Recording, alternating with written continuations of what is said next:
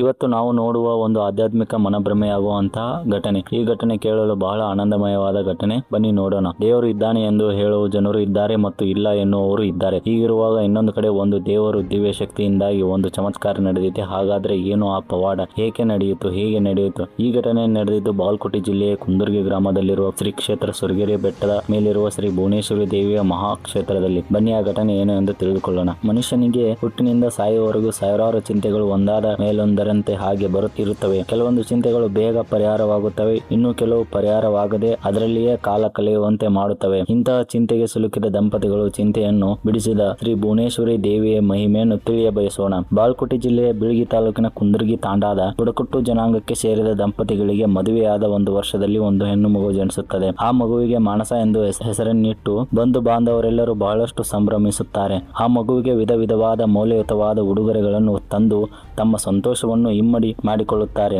ಆದರೆ ಇವರ ಈ ಸಂಭ್ರಮ ಹೆಚ್ಚು ಕಾಲ ಉಳಿಯಲಿಲ್ಲ. ಏಕೆಂದರೆ ಆ ಮಗುವಿನ ದೈಹಿಕ ಬೆಳವಣಿಗೆ ಬಹಳಷ್ಟು ಕುಂಠಿತವಾಗಿತ್ತು. ನರಗಳ ದೌರ್ಬಲ್ಯದಿಂದ ಶಕ್ತಿಹೀನವಾದ ಮಗುವಿಗೆ ಕುಳಿತುಕೊಳ್ಳಲು ಸಹ ಆಗುತ್ತಿರಲಿಲ್ಲ. ಮಲಗಿದ್ದ ಸ್ಥಳದಲ್ಲಿಯೇ ಇರುವಂತಾಗಿತ್ತು. ಆ ಮಗುವಿನ ಆರೈಕೆಯನ್ನು ತಾಯಿಯೇ ಮಾಡುತ್ತಿದ್ದಳು. ಇಂತಹ ಆರೈಕೆಯು ತಾಯಿಯನ್ನು 3-4 ವರ್ಷಗಳ ಕಾಲ ಬಿಡಲೇ ಇಲ್ಲ. ಮಗುವಿನ ಈ ಪರಿಸ್ಥಿತಿಯನ್ನು ಕಂಡು ತಂದೆ ತಾಯಿಗಳು ಮತ್ತು ಬಂಧು ಬಾಂಧವರೆಲ್ಲ ಬಹಳಷ್ಟು ಮರಮರನೆ ಮರುಗಿದರು. ಎಲ್ಲ ಕಡೆ ದೊಡ್ಡ ದೊಡ್ಡ ವೈದ್ಯರುಗಳಿಗೆ ತೋರಿಸಿದರೂ ಪರಿಹಾರವಾಗಲಿಲ್ಲ. ತಮ್ಮಲ್ಲಿರುವಂತಹ ಅಳಿದುಳಿದ ಹಣವನ್ನು ಕೂಡಿಸಿಕೊಂಡು ಬೆಂಗಳೂರಿನಂತಹ ದೊಡ್ಡ ನಗರದಲ್ಲಿ ತೋರಿಸಿದರು. ಅಲ್ಲಿಯ ವೈದ್ಯರು ಆ ಮಗುವಿನ ತಂದೆ ತಾಯಿಗಳನ್ನು ಕರೆದು, ಈ ಮಗುವಿನ ಬೆಳವಣಿಗೆ ಎಲ್ಲ ನರಗಳು ಕುಂಠಿತಗೊಂಡಿವೆ, ಮಗು ಜೀವನ ಪರ್ಯಂತ ಈ ಸ್ಥಿತಿಯಲ್ಲಿಯೇ ಇರುವುದು ಎಂದು ಕಡಾಖಂಡಿತವಾಗಿ ತಿಳಿಸಿದರು. ಇದನ್ನು ಕೇಳಿದ ತಂದೆ ತಾಯಿಗಳಿಗೆ ಬರಸಿಡಿಲು ಬಡಿದಂತಾಯಿತು. ಇನ್ನೇನು ನಮ್ಮ ಮಗುವಿನ ಕತೆ ಮುಗಿಯಿತೆಂದು ಕಟ್ಟಿದ ಕನಸಿನ ಗೋಪುರ ಕುಸಿದಂತಾಗಿ ನಿರಾಸೆಯಿಂದ ಮನೆಗೆ ಮರಳಿದರು. ಈ ಸುದ್ದಿ ತಿಳಿದು ಬಂಧು ಬಾಂಧವರೆಲ್ಲರೂ ಮಗುವನ್ನು ನೋಡಿ ಹೋಗತೊಡಗಿದರು. ಹೀಗೆ ಬಂಧುಗಳು ನೋಡಲು ಬರುತ್ತಿರುವಾಗ ಮಗುವಿನ ದೊಡ್ಡಮ್ಮಳಾದ ಯಶೋದಾಳು ಮಗುವನ್ನು ನೋಡಿ ಒಂದು ಸಲಹೆಯನ್ನು ನೀಡಿದಳು. ಅದೇನೆಂದರೆ, ಈ ನಮ್ಮ ಮಗು ಮಾನಸಳನ್ನು ಶ್ರೀ ಕ್ಷೇತ್ರ ಸುರಗಿರಿಯ ಶ್ರೀ ಭುವನೇಶ್ವರಿ ದೇವಿಯ ಪಾದಕ್ಕೆ ಹಾಕಿದರೆ ಗುಣಮುಖವಾಗುತ್ತಾಳೆ ಎಂದು ತಿಳಿಸಿದಾಗ, ದೊಡ್ಡ ದೊಡ್ಡ ವೈದ್ಯರಿಗೆ ಗುಣಪಡಿಸಲಾಗದ ರೋಗ ದೇವರಿಂದ ಸಾಧ್ಯವಿದೆಯೇ? ಹಣೆ ಬರಹ ಇದ್ದಂತೆ ಆಗುತ್ತದೆ ಬಿಡು ಎಂದು ಬೇಸರದಿಂದ ಹೇಳಿದರು. ಮಗುವಿನ ತಂದೆ ತಾಯಿ ಬೇಡವೆಂದರೂ ಯಶೋದಾಳು ಒತ್ತಾಯ ಮಾಡಿ ದೇವಿಯ ಸನ್ನಿಧಾನಕ್ಕೆ ಬರುವ ಸಿದ್ಧತೆ ಮಾಡಿದಳು. ಇದೇ ಕೊನೆಯ ಪ್ರಯತ್ನವೆಂಬಂತೆ ಮಗುವಿನ ತಾಯಿ ದೊಡ್ಡಮ್ಮ ಮತ್ತು ಆ ಮಗುವಿನ ಅಜ್ಜಿಯ ಶುಕ್ರವಾರದಂದು ಸುರಗಿರಿಗೆ ಬಂದರು.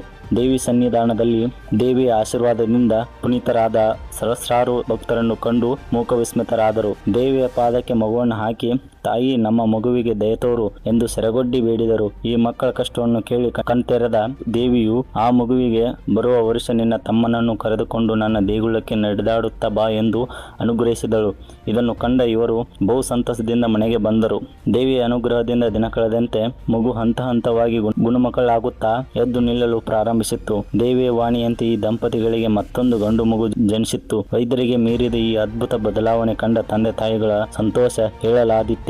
ತಾವು ಹೊತ್ತ ದೇವಿಯ ಹರಕೆ ತೀರಿಸಲು ಮುಂದಾದಾಗ ಅದೇ ದಿನ ರಾತ್ರಿ ಕನಸಿನಲ್ಲಿ ಜಗನ್ಮಾತೆಯು ಕಾಣಿಸಿಕೊಂಡು ಪ್ರತಿ ವರ್ಷ ನನ್ನ ಉತ್ಸವಕ್ಕೆ ಬಾಗಿನ ನೀಡಬೇಕು ಎಂದು ತಿಳಿಸಿದಳು. ದೇವಿ ಆಜ್ಞೆ ಬಂಧು ಬಾಂಧವರನ್ನೆಲ್ಲ ಕರೆದುಕೊಂಡು ಸುರಗಿರಿಗೆ ಬಂದು ಬಾಗಿನವನ್ನು ಅರ್ಪಿಸಿದರು. ಹರಕೆ ಮುಟ್ಟಿಸಿ ದೇವಿಯ ಮಹಿಮೆಯನ್ನು ಕೊಂಡಾಡಿದರು. ಈ ಬಾಗಿನವನ್ನು ಪ್ರತಿ ವರ್ಷವೂ ಇಂದಿಗೂ ಅರ್ಪಿಸುತ್ತಾ ಬರುತ್ತಿದ್ದಾರೆ. ಈ ಮಹಿಮೆಯಿಂದ ಶ್ರೀ ಕ್ಷೇತ್ರ ಸುರಗಿರಿಯ ಭುವನೇಶ್ವರಿ ದೇವಿಯನ್ನು ವೈದ್ಯರು ಭವರೋಗ ನಿವಾರಕಳು ಎನ್ನುವುದು ಸತ್ಯವಾಗಿದೆ ಮತ್ತು ಈ ದೇವಿಯ ಕೃಪೆಯಿಂದ ಹಲವಾರು ಜನರಿಗೆ ಒಳಿತಾಗುವಂತೆ ಪವಾಡ ಘಟನೆಗಳು ನಡೆದಿದೆ.